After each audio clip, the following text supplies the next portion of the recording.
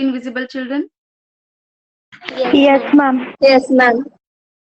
Okay. So let us start. Chapter number 3, chemistry, metals and non-metals. Hope you all have received the same PDF on WhatsApp. So download it, take a printouts and start your preparation. So at the very first, we are going to talk about physical properties of metals and non-metals. अब देखो physical properties मतलब क्या होता है बेटा? उनकी chemical reaction छोड़ के बाकी के जितने भी उनके प्रॉपर्टीज है, उनका appearance, colour, texture and other physical properties, means excluding the chemical properties, chemical reaction, बाकी के जो भी properties है, those all are called physical properties. So let us start with the first one, that is lustrousness. First property हम पढ़ रहे हैं lustrousness. Lustrousness का मतलब क्या होता है? Shiny appearance. कौशल समझ में आ रहा है?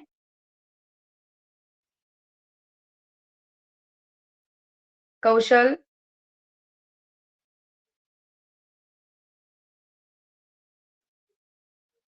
girls? Yes, ma'am.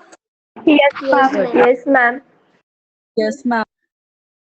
Good. So lustrousness means shiny appearance. So children, metals are lustrous. Metal कैसे होते हैं? All metals, they are lustrous. Shine करते हैं, जैसे कि gold है, silver है, platinum है, mercury है, ठीक है? Then copper है. आप किसी भी metal को देख लो, उसमें एक shiny appearance होता है, चमक होती है. In contrast, the non-metal have a dull appearance. कैसे लिखेंगे हम? Non-metals have dull appearance. उनमें shininess नहीं होता है. For example, wood को ले लो, है ना? wood को ले लो. wood में most of the percent क्या है? कार्बन है, तो उसमें lustriousness नहीं है. फिर आप रबर को ले लो, रबर में भी lustriousness नहीं है. आप गैसेस को ले लो, hydrogen, oxygen, chlorine, fluorine, they are non-lustrous, gaseous state of matter है. But there is an exception for the non-lustrousness of the non-metal, and the exceptions are iodine and graphite. Exceptions क्या क्या है? Iodine and graphite. अब ये जो iodine है, it exists in a solid form, जो कि पर्पल कलर में आता है, पर्पल ब्राउनिश, ठीक है? Color of iodine is purple brownish, and it also has shiny appearance. Is it clear, everyone? Yes, ma'am. Yes, ma'am. Good. Is Madhur here in the meeting? Madhur, Yes, ma'am. is it clear to you, beta? Yes, ma'am. Good. Then children, apart from that, there are two allotropes of carbon. देखो मैं क्या लिख रही हूँ? There are two allotropes of carbon. ठीक है? अब allotropes मतलब क्या होते हैं? एक ही एलिमेंट्स के different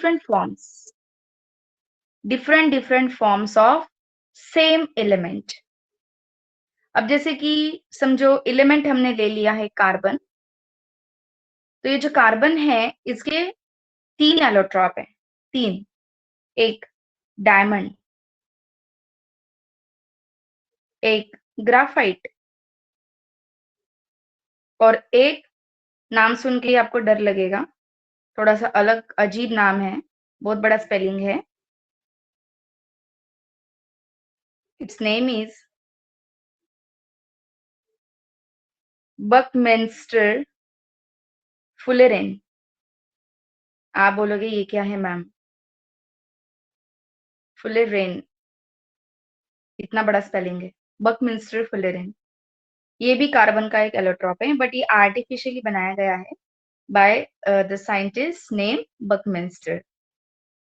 ये हम 4th चैप्टर में पढ़ेंगे, अब इसके ऊपर डिस्कस नहीं करेंगे।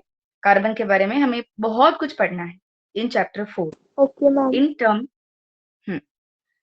सो अभी आपको क्या याद रखना है कि Buckminster fullerene, diamond and graphite ये क्या है? This are the pure form of carbon. ये तीनों के तीनों क्या है? This are the pure form of carbon. ये कार्बन की प्योर फॉर्म है, but exist in different different forms. अब जैसे कि हमने डायमंड ले लिया, तो डायमंड देखो कैसे शाइन करता है ना? सबको पसंद है डायमंड, शाइन करता है, ठीक है।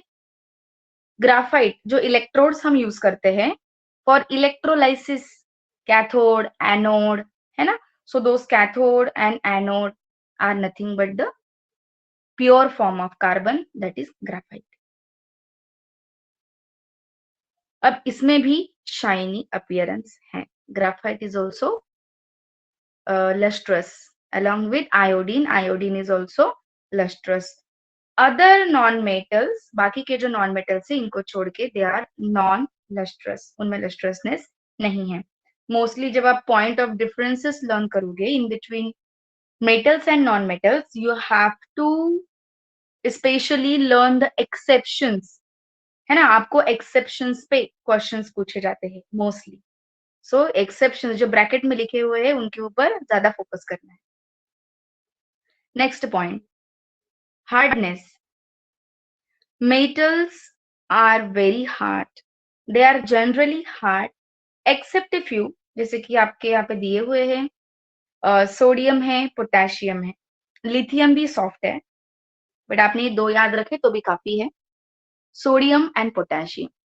अब आप देखो आपके पास गोल्ड के ज्वेलरीज होते हैं, you know the iron metal, iron rod, आपको जिंक पता होगा, आपके घर में कॉपर के बर्तन होंगे, हार्ड होते हैं, उनको हम ऐसे तोड़ नहीं सकते इजीली। बट ये जो 2 मेटल है, potassium and sodium, they are so soft and we can cut them with a knife. We can cut them with a knife, चाकू से हम उसको काट सकते हैं, इतने ज्यादा ये सॉफ्ट होते हैं। ठीक है, कौन से? Sodium and potassium. अब नॉन मेटल्स, नॉन मेटल्स कैसे होते हैं? They are not hard. Why they are not hard? Because mostly they are present in a gaseous form. बहुत सारे जो नॉन मेटल है वो गैसियस स्टेट में होते हैं। For example hydrogen, nitrogen, oxygen, very good, chlorine, sulphur, bromine, हाँ sulphur solid होता है, सॉलिड हम बाद में देखेंगे, पहले गैसेस, देन फ्लोरीन, है ना? तो ब्रोमीन लिक्विड होता है एक्चुअल में, बट उसके वेपर्स भी फॉर्म होते हैं एट रूम टेम्परेचर। ये हो गए सारे गैसेस। फिर अभी सॉलिड भी होते हैं, जैसे कि फॉस्फोरस है, सल्फर है, कार्बन है, आयोडीन है। फॉस्फोरस, सल्फर, कार्बन, आयोडीन, ये सॉलिड फॉर्म में होते हैं। सो जो गैसेस फॉर्म में है उनके लिए तो हम ये वर्ड यूज कर ही नहीं सकते हैं कि they are hard, of course वो हो ही नहीं सकते हैं। Then bromine is a liquid, bromine liquid है, वो कैसे हार्ड होगा? और बाकी के जो सॉलिड्स है वो सॉलिड होने के बावजूद वो कैसे है? सॉफ्ट है। सल्फर है, फॉस्फोरस है, they are soft, powder form में होते हैं। बट यहाँ पे भी एक्सेप्शंस है, जैसे कि डायमंड। डायमंड ये कार्बन का एलोट्रॉप है, और कार्बन ये नॉन मेटल है,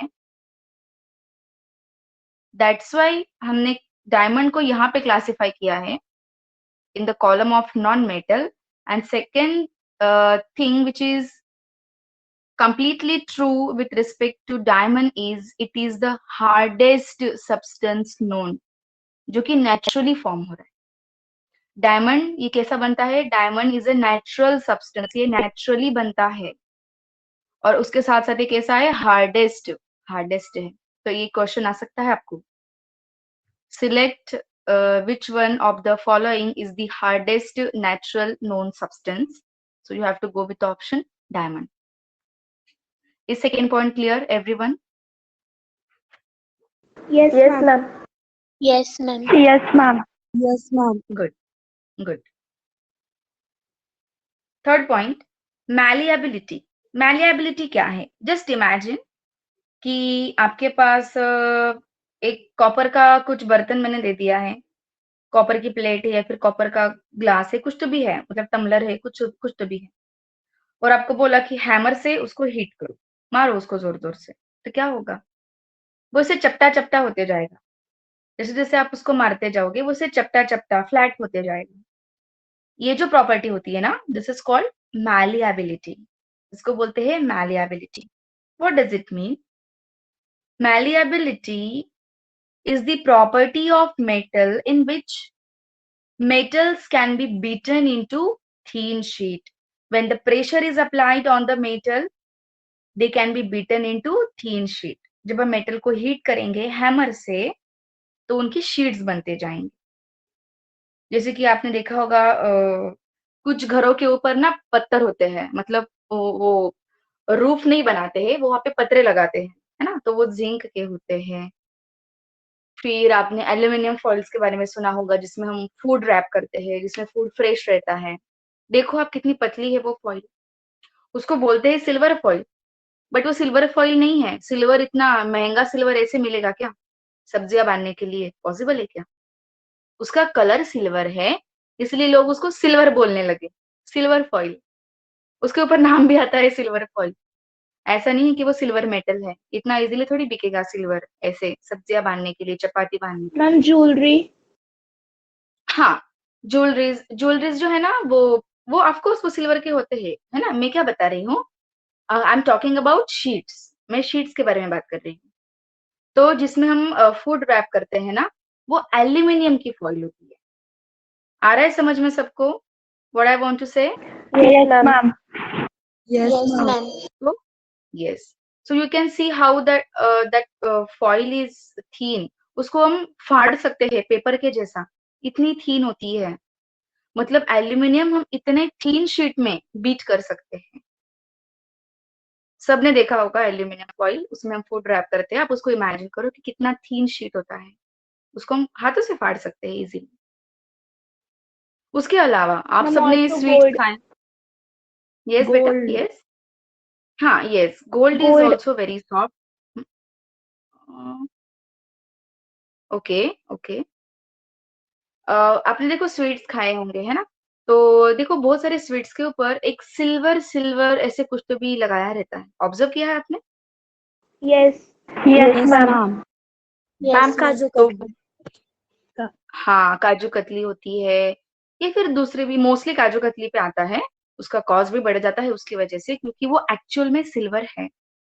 वो एक्चुअल में सिल्वर है। सो आप उसको तो देखो कि वो मैम वी कितना ईट पतला। Them. Yes, we eat because silver और गोल्ड ये एक्चुअल में हमारे बॉडी के लिए थोड़े बहुत ज़रूरी है। लगता है आपने च्यवनप्राश की ऐड देखी होगी, तो च्यवनप्राश के ऐड में ना वो लोग बोलते हैं कि इसमें गोल्ड और सिल्वर है, क्योंकि थोड़े बहुत अमाउंट में गोल्ड और सिल्वर हमारे बॉडी में जाना ज़रूरी है। ये हमारे सेल के रिप्लेनिशमेंट के लिए ज़रूरी है सिल्वर एंड गोल्ड, बट ऐसा नहीं कि खा लो उसको बहुत सारा। वो एकदम माइनर क्वांटिटी में, माइक्रो क्वांटिटी में लगता है हमारे बॉडी में। तो वो हम खाते हैं तो उससे हमें कोई हार्म नहीं है, ठीक है? सो वो जो स्वीट्स आते हैं ना, तो उसके ऊपर वो पतला-सा लेयर जो रहता है, उसको आप टच करोगे ना, तो आपके फिंगर को वो चिपक जाता है। इतना पतला लेयर होता है। सो इतने पतले भी शीट्स बन सकते हैं गोल्ड और सिल्वर के। तो आप इमेजिन करो, वो स्वीट्स पे लगा रहता है, आप उसके ऊपर उँगली घुमाओ, तो पाउडर पाउडर फॉर्म में आपके उँगली को चिपक जाता है। मतलब सोचो कि वो कितना थिन उसका फॉइल होगा।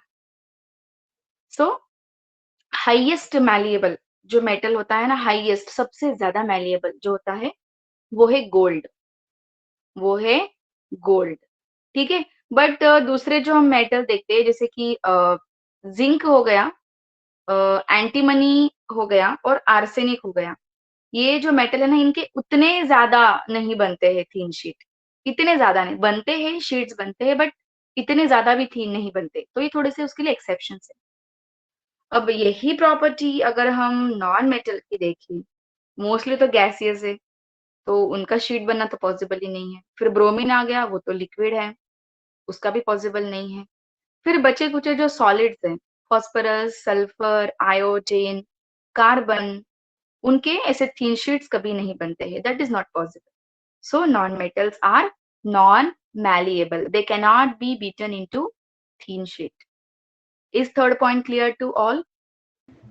Yes, ma'am. Yes, ma'am. Yes, ma'am. Good. Now ductility. Ductility is the property of metal in which metal can be drawn into thin wires. Metal can be drawn into thin wires. मतलब metal को अगर हम stretch करेंगे तो उसको हम इतना stretch कर सकते हैं कि उससे हम थीन वायर बना सकते हैं. सो जो हमारे इलेक्ट्रिकल अप्लायंसेस में जो वायर्स होते हैं उसके अंदर देखो ऐसे पतले पतले लाइन्स होते हैं. सो वो मोस्टली किसके होते हैं? कॉपर के. Because copper is ductile as well as it is a good conductor of electricity. ऐसा नहीं है कि वो सिर्फ मैलिएबल है इसलिए हमने उसको यूज कर लिया. वो गुड कंडक्टर ऑफ इलेक्ट्रिसिटी भी होना चाहिए. सो बाकी के मेटल्स अगर हम देखते हैं तो कंपैरेटिवली सिल्वर एंड कॉपर, ठीक है, silver and copper are the best conductor of electricity. Then why we haven't used silver for making the electrical wires? Because of its cost. Exactly. Cost की वजह से. अभी सिल्वर और copper दोनों भी good conductor of electricity है. Then why mostly copper is use? Because उसका जो कॉस्ट है वो उतना नहीं है, चीप है वो एलिमेंट. सिल्वर ज्यादा कॉस्टली है तो इसलिए हम कॉपर यूज करते हैं. और उसके साथ एल्यूमिनियम भी यूज किया जाता है. एल्यूमिनियम के भी वायर्स होते हैं. Aluminium is also good conductor of electricity. ठीक है. सो सबसे थीनेस्ट वायर जिसकी बनती है, थीनेस्ट, ठीक है, वो है गोल्ड. वो है gold.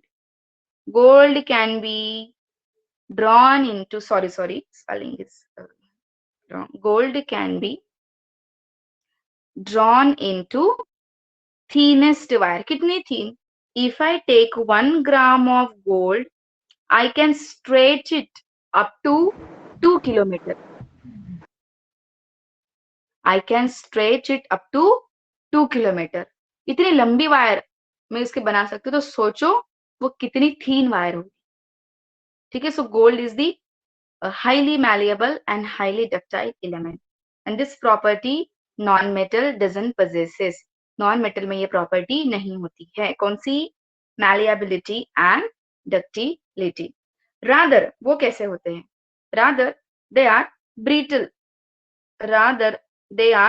brittle.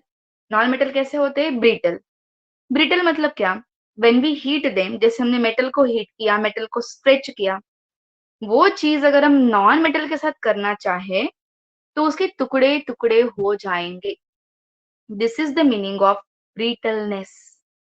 if you heat the non-metals with a hammer, the non-metal breaks into the pieces instead of beating into thin sheet and drawing into thin wires. मतलब समझ में आया? what is brittleness? Yes, ma'am. Yes, ma'am. Yes, ma'am. Brittle. Very good. Brittleness मतलब if you heat them with a hammer, they breaks into pieces. This is the meaning of brittleness, and this is a property They are of not flexible. Yes, beta. Yes. They are not flexible. No, they are not flexible. They are not flexible.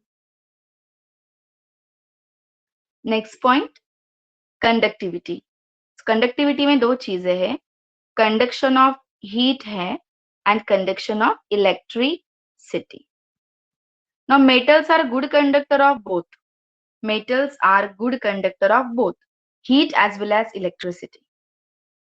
And that is the reason the metals are used for making cooking utensils, and metals are used for making electrical wires.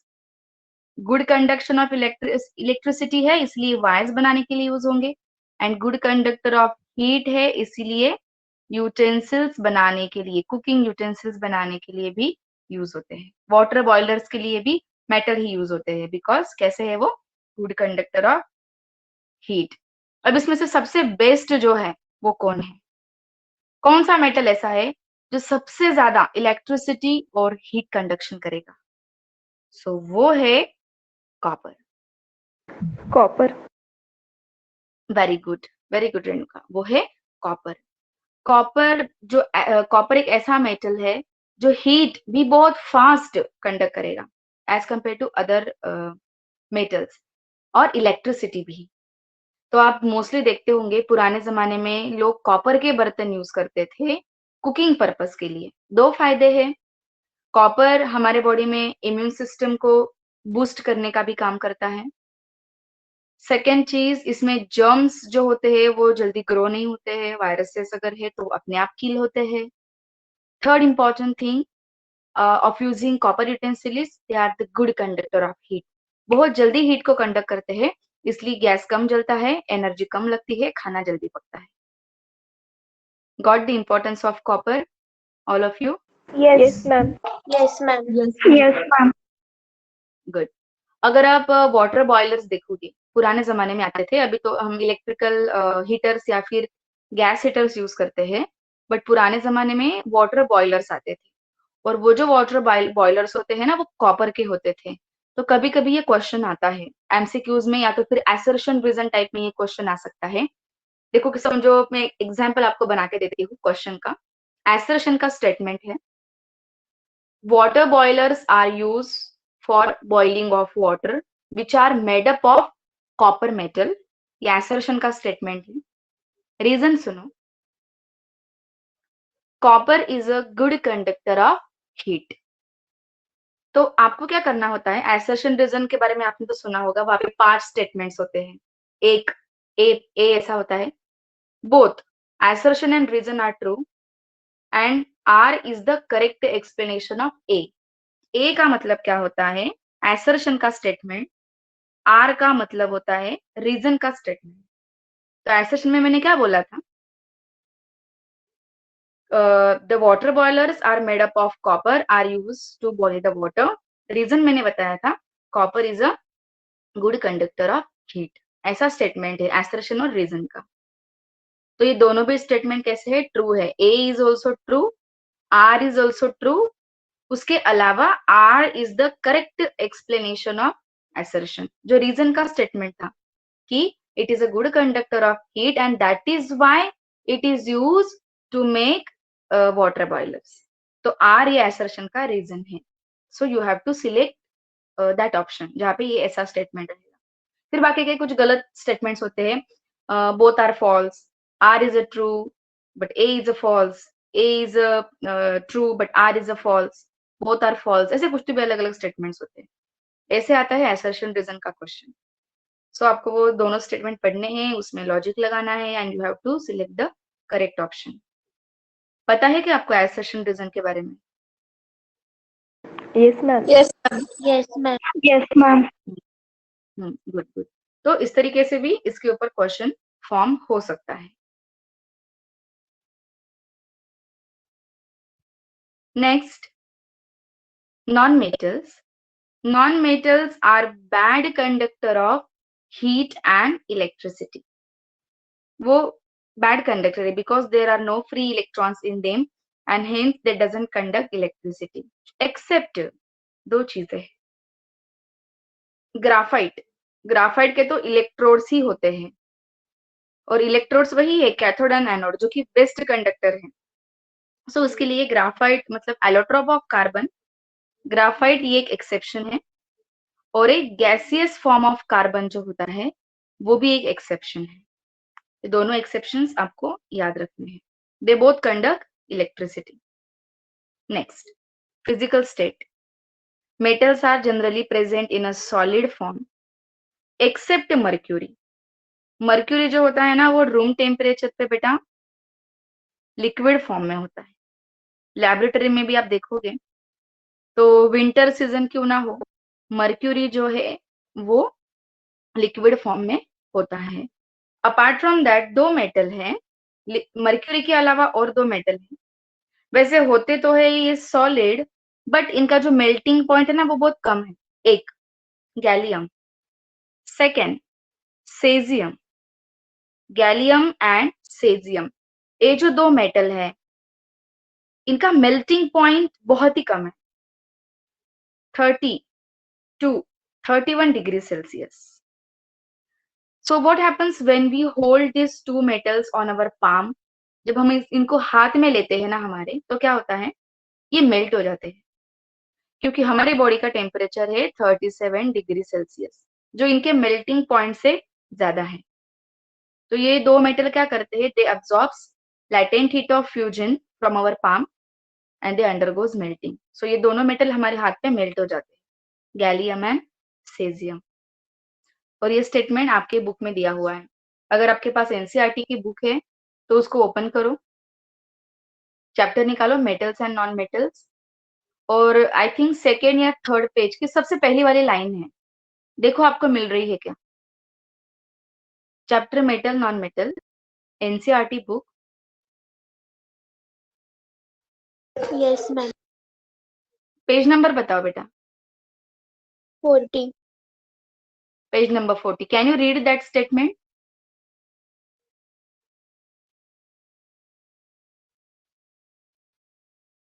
Statement अगर आपको मिला है तो उसको read करो। Yes, ma'am. All metals except mercury exist as solid at room temperature. In activity, you have observed that metals have high melting point, but gallium and cesium have very low melting points. Very good. Underline this all 2 to 3 statements, इनके ऊपर question form हो सकता है, exceptions है ये। Gallium and cesium, these two metals have very low melting point, 30 to 31 degrees Celsius. Hope you understood this. Let's move forward. Yes, ma'am. Yes, ma'am. Good. Then non-metals. Non-metal exist in all three states: solid, liquid, as well as gases. तो gas के लिए आप example ले सकते हो, hydrogen, oxygen, nitrogen, chlorine, fluorine. Okay, solids के लिए, for solids iodine, carbon, phosphorus, sulphur, and liquid के लिए आप याद करोगे bromine. For liquid you have to remember bromine, Br2। इसका कलर होता है yellowish brownish, color of bromine is yellowish brownish, and at room temperature it exists in a liquid form. Is it clear, everyone? Yes, ma'am. Yes, Please ma'am. repeat. Yes, ma'am. Yes beta, I am repeating. Bromine at room temperature, bromine exists in liquid state. Bromine exists in liquid state, and its color is yellowish brownish. Its color is yellowish brownish. Understood?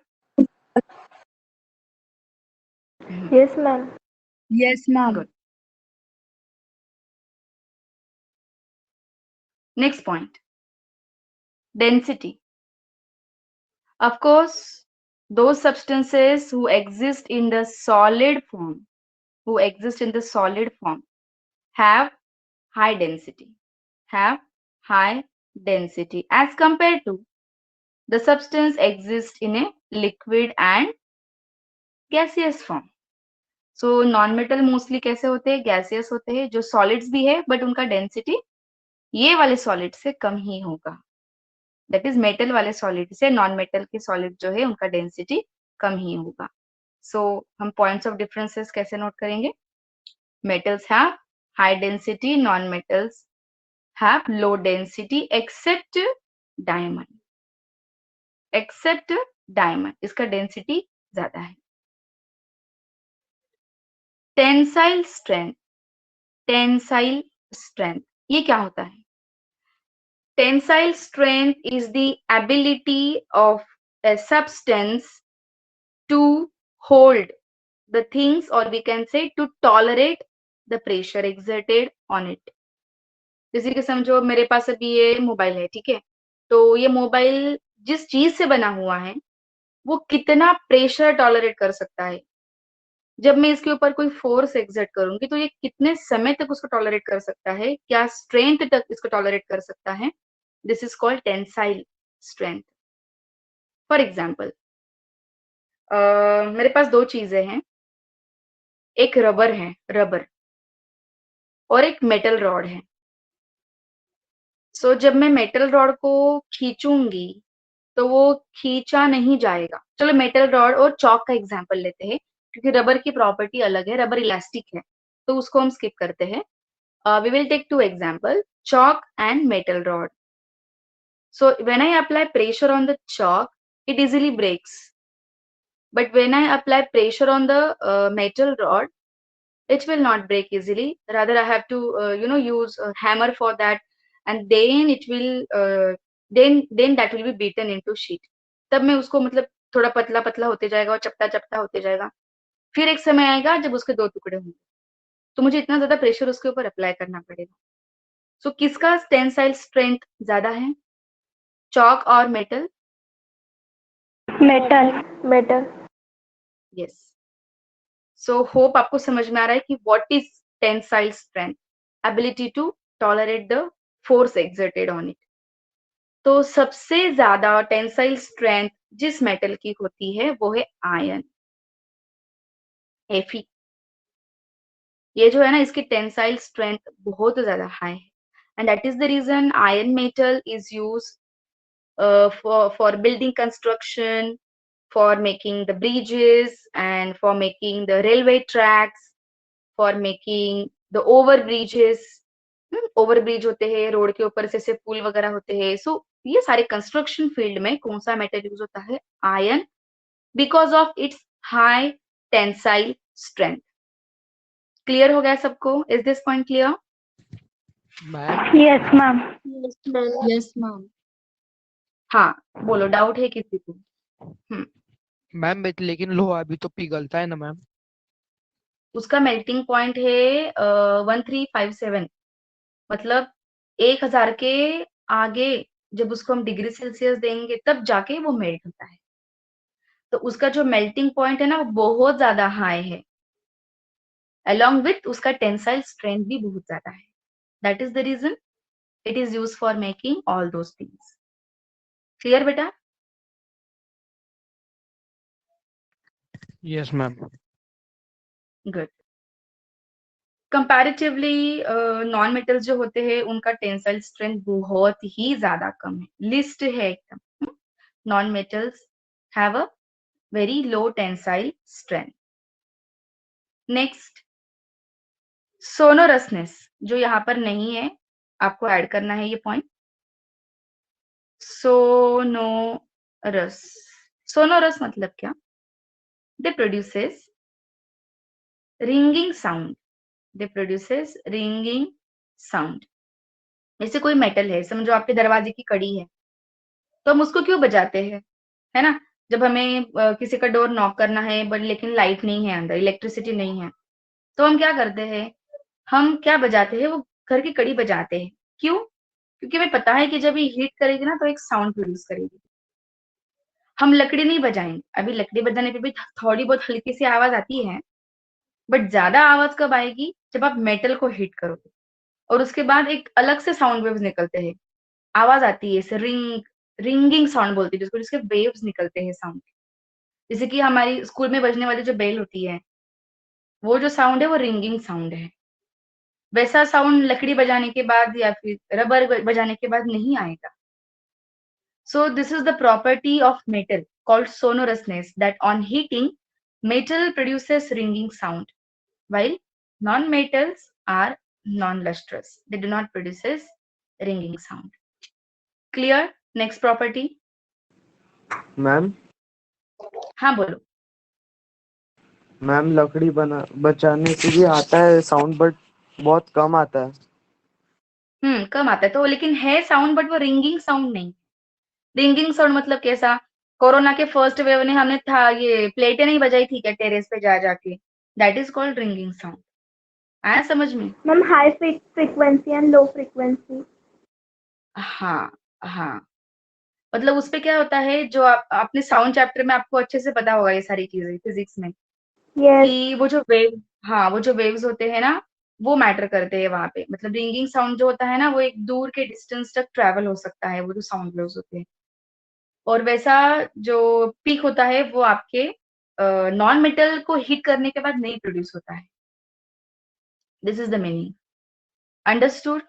किसको doubt था बेटा? ये आपका clear हो गया doubt? कोई तो भी बॉय ने पूछा था, क्लियर हो गया? यस। ओके।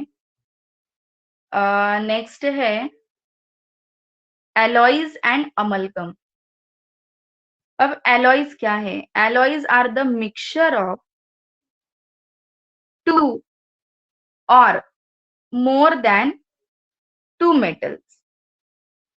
एलॉयज क्या होते हैं? Alloys are the mixture of two or more than two metals. और समटाइम क्या होता है, मेटल्स विथ नॉन मेटल का मिक्सचर, उसको भी एलॉयज बोलते हैं। जैसे कि आपने एलॉयज के बारे में सुना होगा, कुछ एग्जांपल मैं स्क्रीन पे नोट कर रही हूँ, देखो। एक स्टेनलेस स्टील, ये एक एलॉय है। उसके बाद ब्रास के बारे में आपने सुना होगा, वो एक एलॉय है। ब्रॉन्ज के बारे में आपने सुना होगा, ब्रॉन्ज, जिसके मेडल्स आते हैं ना, gold medal, silver medal and then bronze medal. तो ब्रॉन्ज ये एक एलॉय है। अब अगर आप देखते हैं कि ये जो एलॉयज होते हैं उनका इजीली करोजन नहीं होता है। जैसे कि आयन के आर्टिकल्स देखो, दरवाजे की कड़ी हो, जो ऐसे बिजागरे जिसको बोलते हैं ना, जो दरवाजा बंद और खोलने के लिए काम आते हैं, जो साइड में पैक किए होते हैं, तो वो देखो आप, वो जो होते हैं ना वो इजीली करोड़ हो जाते हैं, उसके ऊपर रस्ट फॉर्म हो जाती है। या फिर आयन की कोई दूसरी चीज ले लो आप, वो ग्रिल्स ले लो विंडोज के, या फिर डोर को अटैच कोई चीज ले लो। So this iron metal easily undergoes corrosion, उसके ऊपर रस्ट फॉर्म हो जाती है। ऐसे जो रस्ट है वो इजीली एलॉयज के ऊपर नहीं बनती है। तो यही पर्पज है कि एलॉयज बनाए जाते हैं कि जो मेटल्स के हम चीजें बना रहे हैं, that should remain preserved for years to years, वो खराब नहीं होनी चाहिए। Ma'am that also is the the reason. Jewellery. Jewelleries में क्या है एक्चुअली में, स्पेशली गोल्ड में होता है कि प्योर गोल्ड है ना, वो बहुत फ्लेक्सिबल होता है। तो हम क्या करते हैं, 24 कैरेट गोल्ड यूज करने के अलावा 22 कैरेट गोल्ड यूज करते हैं। मतलब इसमें 22 पार्ट गोल्ड होता है और 2 पार्ट इसमें कॉपर या फिर सिल्वर होता है। तो वो जो ज्वेलरीज होते हैं वो हम स्पेशली यूज करते हैं। सो ज्वेलरीज भी एक एग्जाम्पल है एलॉय का। Very good. दूसरा अमलगम। अमलगम मतलब क्या होता है? Amalgam is the alloy of mercury with any other metal. Mercury के साथ आपने किसी भी दूसरे मेटल को मिक्स कर दिया ना, वो अमलगम बन गया। और अमलगम का यूज क्या है? It is use to fill the cavities in our teeths. जैसे कि आपका जब रूट कैनाल वगैरह होता है, या फिर समझो हल्का सा वहां पे कैविटीज है, तो उसको भरने के लिए हम जाते हैं ना डेंटिस्ट के पास, उसको बोलते हैं सीमेंट, सीमेंट भरने जाना है, ऐसा वर्ड यूज किया जाता है हमारे लोकल लैंग्वेज में। सो वो सीमेंट भरना मतलब वो आपका सीमेंट नहीं होता है जो हम कंस्ट्रक्शन के लिए यूज करते हैं, वो होता है amalgam. That is alloy of mercury with any other metal. तो वो टीथ के कैविटीज भरने के लिए यूज होता है। सो ऐसे जो एलॉयज बनते हैं, अमलगम जो बनता है, that is only possible with the help of metal. वो सिर्फ मेटल से बनते हैं। अलोन नॉन मेटल जो होता है that cannot form alloys. Except दो है यहाँ पे, एक कार्बन और दूसरा ये फॉस्फरस। कार्बन का एलॉय जो है ना, that is use for making stainless steel. Stainless steel में ये यूज होता है। So this is about the difference between metals and non metals. ये सिर्फ फिजिकल प्रॉपर्टीज का डिफरेंस है। Hope this is very much clear to you. Yes, ma'am. Any doubt? Yes, ma'am. Ma'am amalgam का एक बार repeat करना। Amalgam is the alloy of mercury with any other metal. Mercury ले लिया और उसके साथ किसी और मेटल को हमने उसके लिक्विड फॉर्म में मतलब मेल्ट करके मिक्स कर दिया तो वो अमलगम बन गया। समझ में आया बेटा? Yes ma'am. है ना? तो मर्क्यूरी के साथ आप सिल्वर ले लो, मर्क्यूरी के साथ आप कॉपर ले लो, वो अमलगम बन जाएगा। Okay, and it is used to fill the cavities in our teeth. अब हम स्टार्ट करेंगे केमिकल प्रॉपर्टीज ऑफ मेटल। सबसे पहला है reaction of metal with air. Air का ही मतलब होता है reaction of metal with oxygen. ठीक है, सो बहुत सिंपल कॉन्सेप्ट है ये। When metal reacts with oxygen forms metal oxide. बहुत सिंपल है, जैसे कि मैग्नीशियम रिएक्ट्स विथ ऑक्सीजन तो बनेगा magnesium oxide. When copper reacts with oxygen forms copper oxide. It's very simple, बहुत सिंपल रिएक्शन। अब इसमें होता क्या है, दो मेटल ऐसे हैं जिनका नाम है sodium and potassium. These two metals reacts vigorously. Vigorously का मतलब क्या होता है, बहुत ज्यादा फास्ट, बहुत ज्यादा fast. They reacts vigorously with atmospheric oxygen. अब कितना विगरस है हम कैसे इमेजिन कर सकते हैं? सिंपल है, समझो एक केरोसिन की बोतल है और उस केरोसिन की बोतल में मैंने सोडियम मेटल को रखा हुआ है। जब मैं इस सोडियम को इस बोतल के बाहर निकालूंगी और एक फ्लोर पे रख दूंगी, so it start catching the fire. जैसे मैं इसको बाहर निकालूंगी कुछ ही मिनटों में ये क्या करेगा, it start catching the fire. इतना विगरसली रिएक्ट होता है। The reaction of metal sodium with atmospheric oxygen is highly exothermic reaction. इतना हीट इवॉल्व होता है कि इट कैचेस द फायर। तो ये डायरेक्ट जलना स्टार्ट, डायरेक्ट फ्लेम दिखती है आपको। सोडियम ये ऐसा पड़ा हुआ है और पूरी आपको फ्लेम दिखती है कि ये जल रहा है। इतने ज्यादा विगरसली रिएक्टिव है। बाकी मेटल का वैसा नहीं है, बाकी मेटल को आपको जलाना पड़ता है। For example magnesium, if I have magnesium ribbon, I have to hold it over the flame of Bunsen burner, तब जाके इसकी रिएक्शन चालू होगी। When I heat it over the flame of Bunsen burner, then it will start producing magnesium oxide. Same for copper, same for copper, same for aluminium.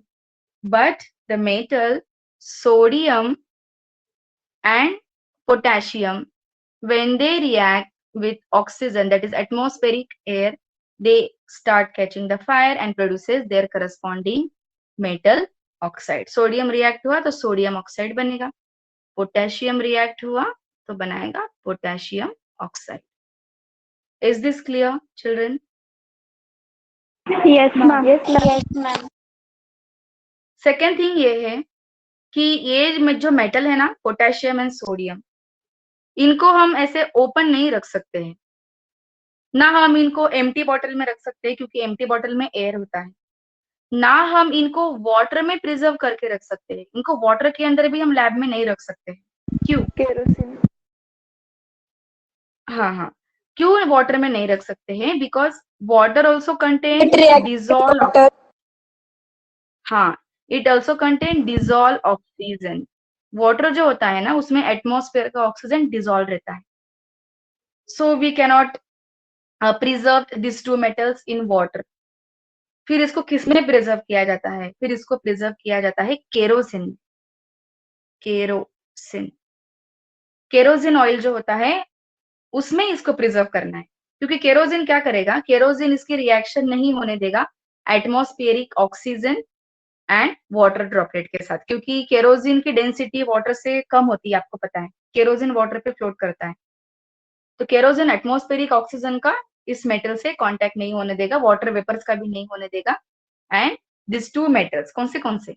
Potassium and sodium, this two metals remain preserved in kerosene for longer period of time, and that is the reason, देखो क्या लिखा हुआ है इस PDF में, sodium and potassium react so vigorously That's why they they catches the fire and it kept when they kept open. Okay, so they are kept immersed in a kerosene oil to prevent their reaction with the atmospheric oxygen. तो उसको preserve कैसे करेंगे? Kerosene की bottle में. और इसके ऊपर question आता है. Is the first reaction clear, everyone? Yes, ma'am. Yes, ma'am. Yes, ma'am. बहुत good, good. बहुत सिंपल प्रॉपर्टी है. When metal reacts with oxygen, they forms metal oxide. अब बेटा ये जो मेटल ऑक्साइड्स होते हैं ना, फॉर एग्जांपल सोडियम ऑक्साइड हो, पोटेशियम ऑक्साइड हो, मैग्नीशियम ऑक्साइड हो, ये जो मेटल के ऑक्साइड्स हैं, ये कैसे होते हैं? They are basic in nature. इनका नेचर कैसे होता है? Basic, basic in nature. क्यों? देखो ध्यान से. समझो मेरे पास सोडियम का ऑक्साइड है, that is Na2O, that is metal oxide है. If I add this metal oxide into water, यहाँ पे बेस बन जाएगा, that is NaOH. NaOH. Very good. If I add K2O, that is metal oxide, into water, इससे बन जाएगा KOH. If I add magnesium oxide to the water, इससे बन जाएगा magnesium hydroxide, that is milk of magnesium. So when metal oxides are dissolved in water, they form their corresponding bases. They form their corresponding alkalis. इसलिए ऐसा बोलते हैं कि metal oxides are basic in nature. Metal oxides are basic in nature. हो गया statement clear? Yes, ma'am. Yes, ma'am. Yes, ma'am. Okay, तो आपको ये स्टेटमेंट लर्न करना है. क्या लर्न करना है? Metal oxides are basic in nature. Metal oxides, ये सारे metal oxides are basic in nature. तो वैसे नॉन मेटल जो होते हैं ना, नॉन मेटल, उनके ऑक्साइड्स इनसे उल्टा. मेटल के ऑक्साइड्स अगर बेसिक है, तो नॉन मेटल के जो ऑक्साइड्स होते हैं वो एसिडिक. Acidic. वो एसिडिक होते हैं. ये दो स्टेटमेंट आप ऐसे लर्न करो. Metal oxides basic in nature, non-metal oxides acidic in nature. Okay, children, understood? Yes, ma'am. Yes, ma'am. Yes, ma'am. So we have discussed Yes, second ma'am. So we have discussed first property of chemical property of metal, that is reaction of metal with oxygen.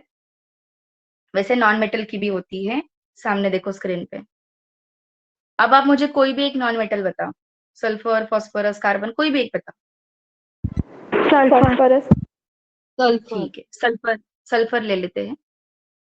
समझो ये sulphur की powder है जो मैंने एक bowl में ले ली है. If I heat this sulphur powder, यहाँ पे सल्फर क्या करेगा? एटमॉस्फेरिक ऑक्सीजन के साथ रिएक्ट होगा और यहाँ पे बनेंगे सल्फर डाइऑक्साइड और सल्फर ट्राइऑक्साइड के फ्यूम्स.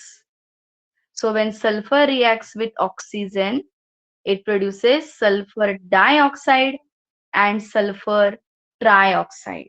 तो ये फ्यूम्स अगर मैं कलेक्ट करूंगी, ग्लास जार इन्वर्टेड रख के मैं ये फ्यूम्स को कलेक्ट कर सकती हूँ. And if I add water to this non metal oxides, अब देखो यहाँ पे क्या बना? नॉन मेटल ऑक्सीजन से रिएक्ट हुआ तो बने नॉन मेटल ऑक्साइड्स. जैसा मेटल का है वैसा ही नॉन मेटल का है. मेटल रिएक्ट्स विथ ऑक्सीजन तो बनेंगे मेटल ऑक्साइड. वैसे non metal react with oxygen तो बनेंगे नॉन मेटल ऑक्साइड्स. अब देखो आगे क्या होगा. लास्ट रिएक्शन है, फिर बाकी का हम कल देखेंगे. अब ये नॉन मेटल है समझो. If I add water to this non metal oxide, यहाँ पे एसिड बनेगा.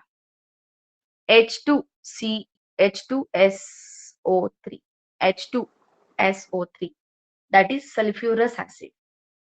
और अगर मैं SO3 ये वाले नॉन मेटल के ऑक्साइड्स को अगर वाटर में डालूंगी, so I will get H2SO4.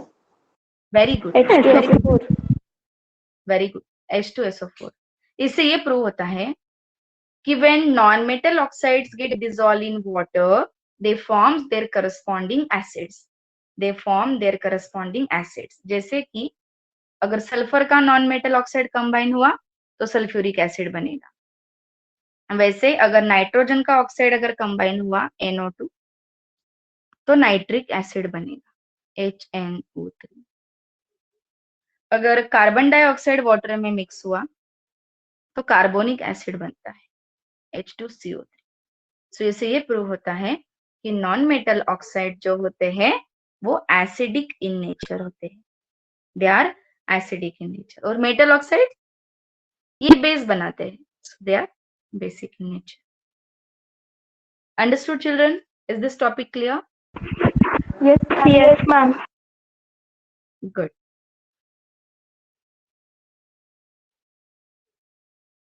Okay, so now rest of the concepts.